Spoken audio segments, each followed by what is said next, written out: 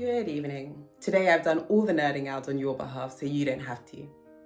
I've just finished a deep dive into the Global Collecting Survey 2023, which is a report published by Basel Art Fair and UBS Bank, and it's put together by Dr. Clare McAndrew and her company Arts Economics.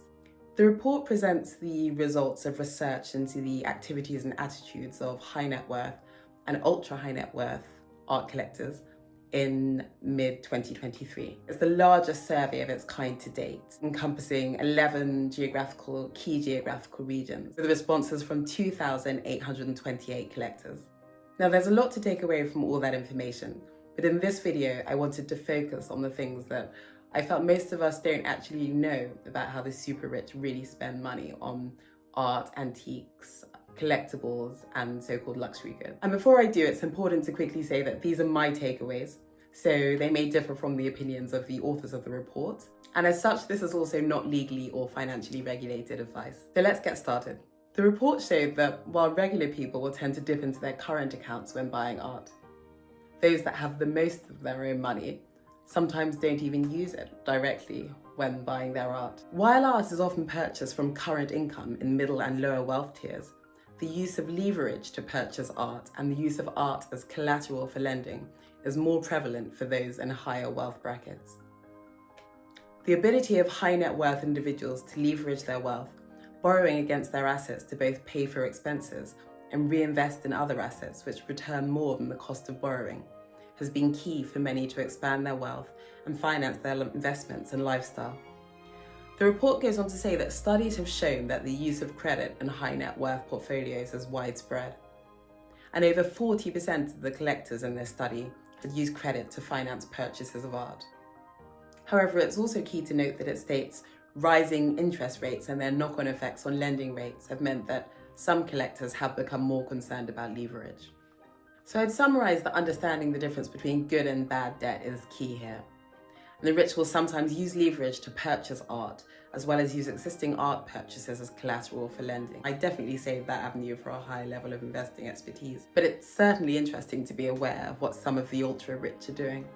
My second finding is actually that the size of the allocation to art rose positively with the wealth of the collector, meaning that not only did rich collectors spend more on art than those with lesser means, which would be pretty predictable, they also spent a higher proportion of their overall wealth on art the richer they got. Specifically, allocation to art ranged from around 15% for those with a wealth of about around 5 million and under to about 29% for ultra high net worth collectors.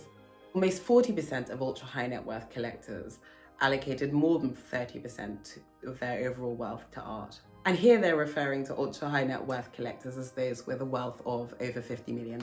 Now that we know that the super rich that collect art have been doing so increasingly as their wealth grows, and sometimes with more complex financing than we may have thought, let's take a look at the types of pieces that they've actually been buying, and perhaps more pertinently, what they don't buy.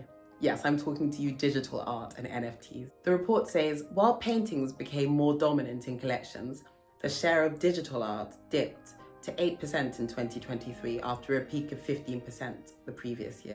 The majority of digital artworks and collections in 2023 were linked with an NFT.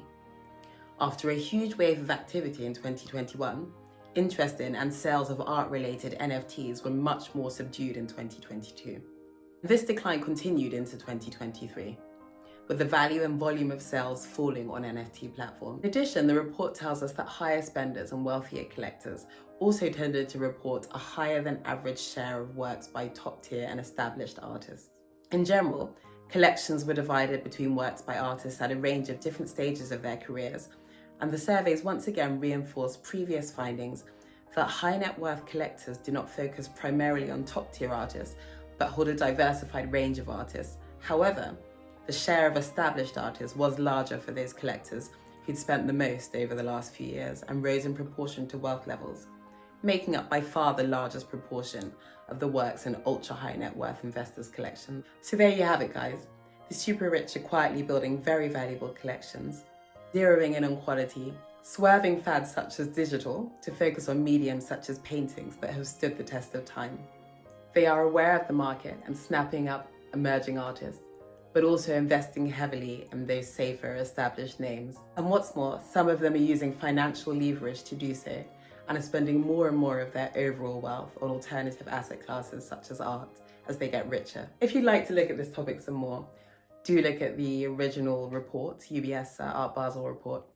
I'm Marita Rigodaro, and please do like and subscribe to this channel if you like it. Thank you.